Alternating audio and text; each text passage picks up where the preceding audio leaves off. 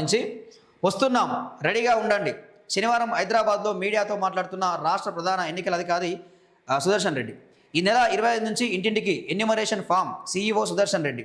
Vote ఎక్కడుంటే అక్కడే form, నింపకపోతే vote ఉండదు. తెల్ల కాగితాలపై లేదా అనధికార పత్రాలు అనుమతించం. మేము ఇచ్చిన ఫామ్లోనే ఓటర్ పేరు, చిరునామా, ఫోటో ఉన్నదే ప్రామాణికం. ఒక వర్గం ఓట్లను తొలగిస్తారనేది దుష్ప్రచారం.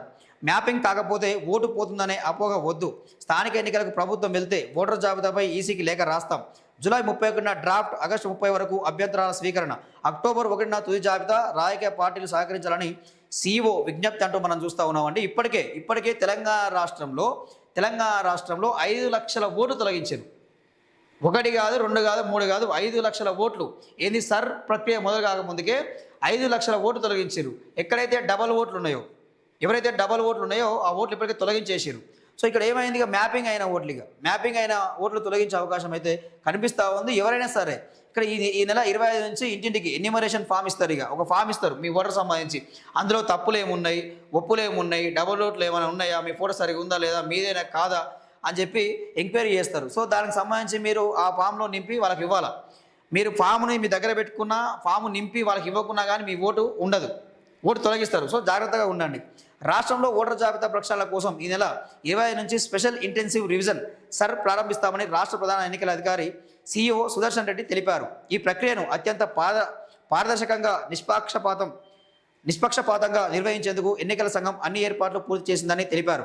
శనివారం హైదరాబాద్లోని తన కార్యాలయంలో ఏర్పాటు చేసిన మీడియా సమావేశంలో సుదర్శన్ రెడ్డి మాట్లాడుతూ జూన్ 25 నుంచి జూలై 24 వరకు క్షేత్రస్థాయిలో ఓటర్ల వివరాల నమోదు, సవరణల ఫారాల పంపిణీ, సేకరణ కార్యక్రమం జరుగుతుందని చెప్పారు. రాష్ట్రంలో ప్రస్తుతం ఉన్న 3.38 కోట్ల మంది ఓటర్ల ఫారాలు అందిస్తామని తెలిపారు.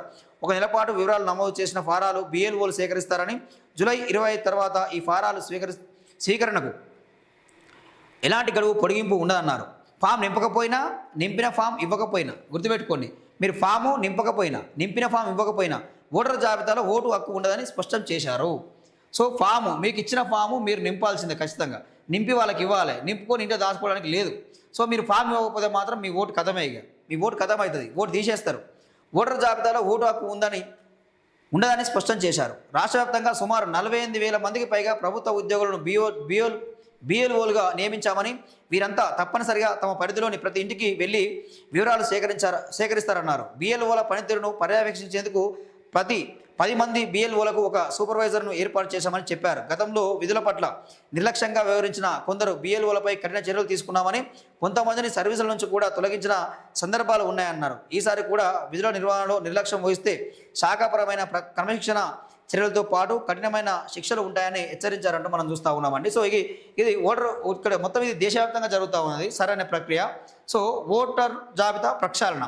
సో ఎక్కడైతే దొంగ ఓట్లు ఉన్నాయి, ఎక్కడైతే డబల్ ఓట్లు ఉన్నాయి, సో వేరే ఒక నియోజకవర్గం నుంచి మరొక నియోజకవర్గంలో ఎవరికైనా ఓట్లు ఉన్నాయా, సో వలస వెళ్ళిన వారి ఓట్లు ఏ విధంగా ఉన్నాయని చెప్పి ప్రతి విషయంలో కూడా వాళ్ళు ప్రక్షాళన చేస్తూ ఉన్నారు. సో చనిపోయిన వాళ్ళ ఓట్లు తొలగించడంలో ఇవి ప్రధాన పాత్ర పోషిస్తూ ఉన్నాయి. సో రాజకీయ పార్టీలు మాత్రం ప్రధాన పాత్ర పోషిస్తూ ఉన్నాయి. ఎందుకంటే స్థానిక ఎలక్షన్ రాబోతూ ఉన్నాయి, జిహెచ్ఎంసీ ఎలక్షన్ రాబోతూ ఉన్నాయి. సో ఓటే కీలకం, గెలుపులో రాజకీయ పార్టీలకు ఓటే కీలకం కాబట్టి అన్ని రాజకీయ పార్టీలు ఈరోజు ముమ్మరంగా వాళ్ళు ప్రచారం చేస్తూ ఉన్నారు. సో అవగాహన సదస్సులు పెడతా ఉన్నారు. సో ఓటు అనేది ఎవరి ఓటు తొలగించకుండా ఉండాల్సిన అవసరం అయితే ఉంది. దానికి బిఎల్ఏలు చాలా వరకు పనిచేయాలి, బూత్ లెవెల్ ఏజెంట్లు ఎక్కువగా మీరు పనిచేయాలని చెప్పి చెప్పడం జరుగుతూ ఉన్నది. సో ఈ సర్ ద్వారా చూసినాం కదా, ఇక్కడ వెస్ట్ బెంగాల్లో ఎలక్షన్స్ తారుమారైపోయినాయి.